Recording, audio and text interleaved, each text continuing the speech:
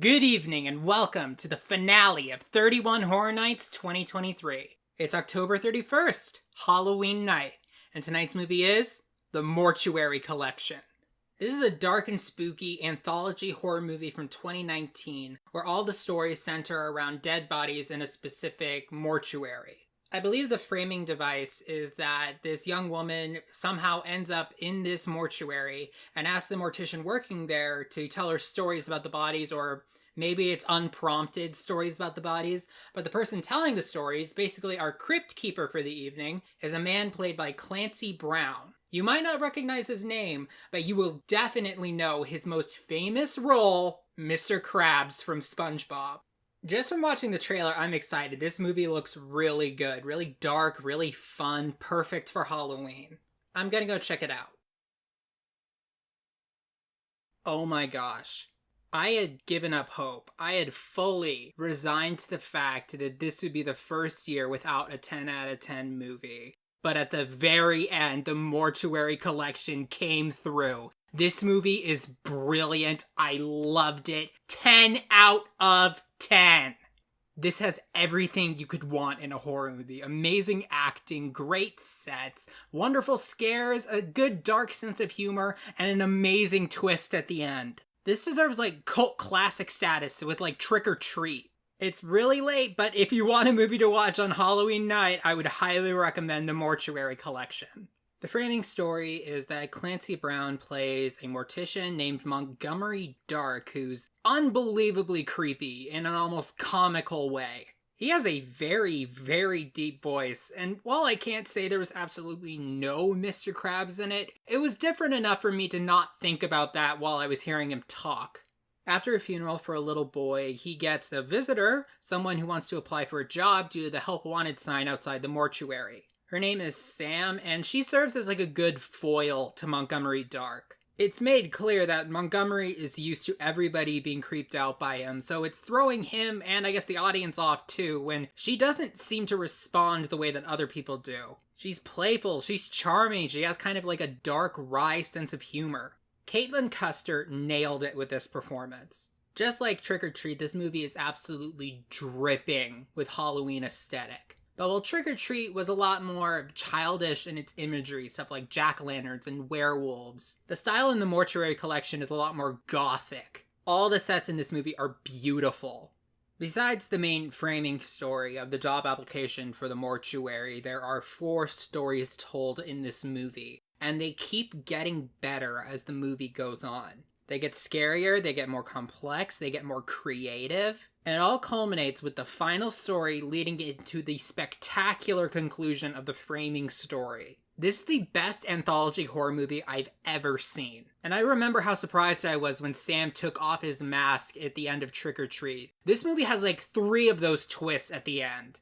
This is pretty much the perfect Halloween movie. It's scary, it's stylish, it's really funny at times if you're in the right mood. And I implore you, please do not let me spoil this movie for you. See it for yourself and come back later. Have a happy Halloween, stay safe, watch this movie if you want to, and then come back later for the spoiler section of the review, which will start now. The first story is very short. It's just this little vignette about this woman at a party back in the day. She's in the bathroom at whatever house she's at, and she takes out 3 wallets from her pockets. She's like a pickpocket, and she pulls up the trash can and she's just emptying them out and then throwing away the wallets when she's done. She's about to be on her way when she hears a noise from, I don't even know what it's called. It's the medicine cabinet behind the mirror type of thing. It's all over horror movies. It's been in so many horror movies that I knew the routine. Something's gonna happen, she's going to open that door, and when she closes it, she's gonna see something behind her in the mirror.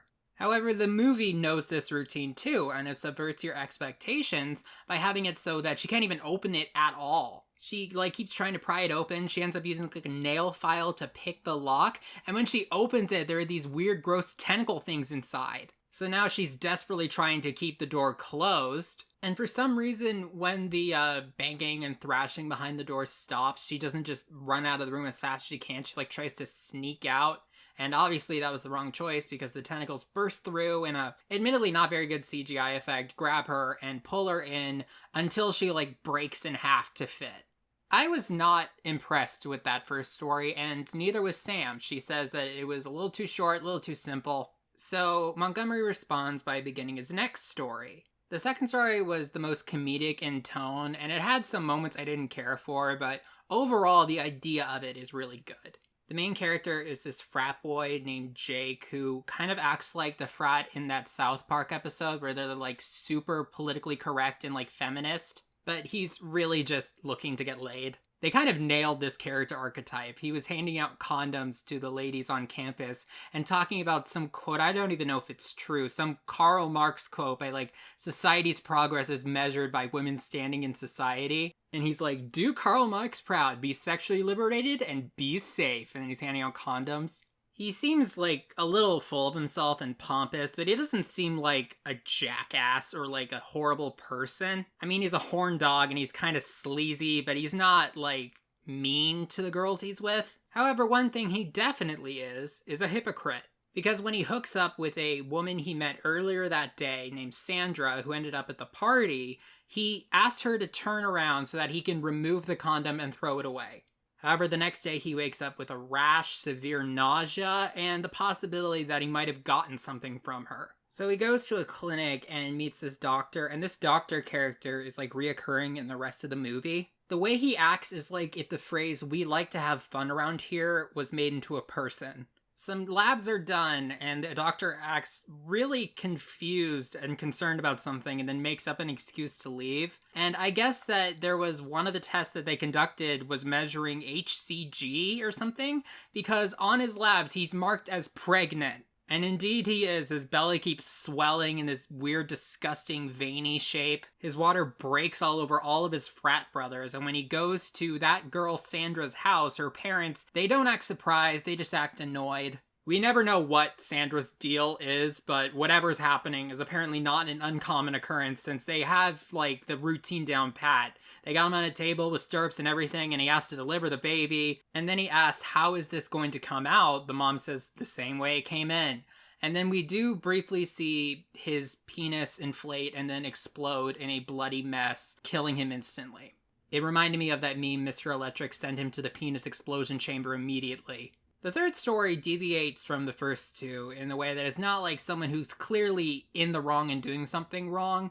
The main victim in this story, you're supposed to feel sorry for him because he got in a marriage with a woman and she immediately fell into like this, or at least pretty soon into their marriage, fell into this catatonic state, and he has to spend all his time and money taking care of her. And the doctor, that same doctor from before, subtly / not so subtly hints that he might be able to overdose her on these painkillers because it will leave no trace and no one will know any better. He does eventually try to pull the plug, but I remember the doctor saying that if she has more than one in a 24-hour period, she could die, but I only ever saw him opening one pill and putting it in her soup. So that was kind of confusing. And the rest of this is basically a Beau is Afraid style series of ridiculously unfortunate events. She's about to die from the poison, but then she moves, so he makes her vomit, but then she face plants forward on the table, impaling her face on this little gift that he got her. So then he needs to put her body in a trunk and get rid of the trunk, but then her legs won't fit, so she has to saw off the legs, but then she wakes up again, and he keeps going until he's trapped in an elevator with this bloody box, and there's like symbolism of like the elevator falling down into hell. And then the wife like rises up from this box in this horrifying alien ghoul monstrosity. And the editing and the directing of this scene was so well done. Anyway, that story ends with the husband going completely insane. He didn't die, but he probably wishes he did. At this point, we go back to the framing story, and Sam says that these stories are becoming a little predictable. They all sort of follow a similar format. Someone does something wrong, they get punished. She says, in the real world, bad guys win all the time. She then reveals that she had an ulterior motive for coming in the first place. She wanted to see the body of the little boy who was in the funeral from the beginning of the movie. She then relays the experience of his death and why it was her fault. She is like a babysitter, which automatically puts us in very familiar territory for horror movies. And because of course there was a riot at a nearby asylum and some very dangerous patient escaped. But she doesn't appear bothered. We just see her cooking something until she finds a man in her house who has this giant bleeding wound on the side of his head. The two of them have a fight, and Sam is really holding her own against this guy. He is not holding back at all, and neither is she. They have this long, really well done and well edited fight that ends with her, like, on the ground getting choked out by him, but she manages to catch him off guard by saying, "You're not a killer," which I thought was weird. And it ends with her grabbing the TV and caving his face in with it.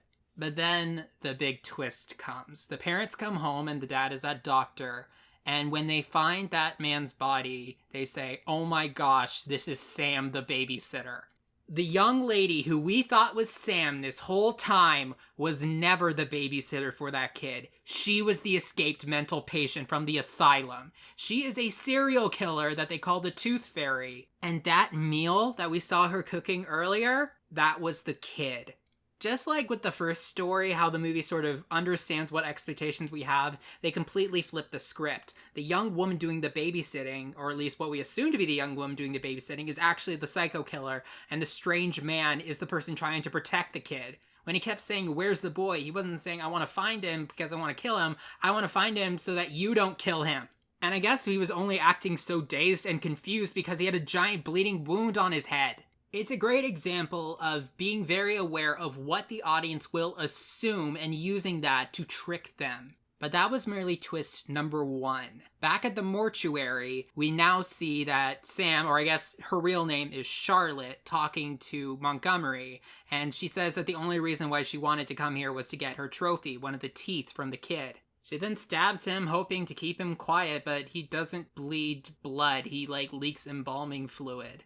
And she tries to escape, but there's this weird, space-twisting thing where every door she leaves just takes her deeper and deeper into the house. She ends up at a library, and she encounters Montgomery, and he says that all these stories tell me one thing: you can never escape fate. And then several books fall off the shelves, and he says, "You'd be surprised at how many of these stories are yours."